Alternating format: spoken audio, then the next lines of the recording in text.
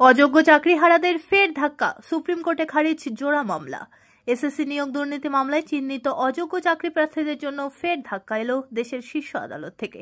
শুক্রবার supreme court তাদের দুটি আবেদনই খারিজ করে জানিয়ে দিল 3 এপ্রিলের রায়ে কোনো বদল হবে না। ওই রায়ের ভিত্তিতেই বাতিল হয়েছিল 2016 সালের সম্পূর্ণ এসএসসি প্যানেল এবং চাকরি হারিয়েছিলেন 25,735 জন। অযোগ্য হিসাবে চিহ্নিতদের দাবি ছিল অন্তত এপ্রিল মাসের বেতন দেওয়া হোক এবং তাদের নতুন নিয়োগ প্রক্রিয়ায় অংশগ্রহণের সুযোগ দেওয়া হোক। সেই দাবিতেই তারা সুপ্রিম কোর্টে আবেদন করেন। তবে বিচারপতি সঞ্জয় কুমার এবং কেভি বিশ্বনাথনের বেঞ্চে সেই আবেদন খারিজ করে দেওয়া হয়। আদালত জানায়, সিবিআই উদ্ধার করা ওএমআর শিট এবং কমিশনের নম্বরের মধ্যে ফারাক রয়েছে। যারা নিজেদের অযোগ্য নয় বলে দাবি করছে তাদের যুক্তি মানা সম্ভব নয়।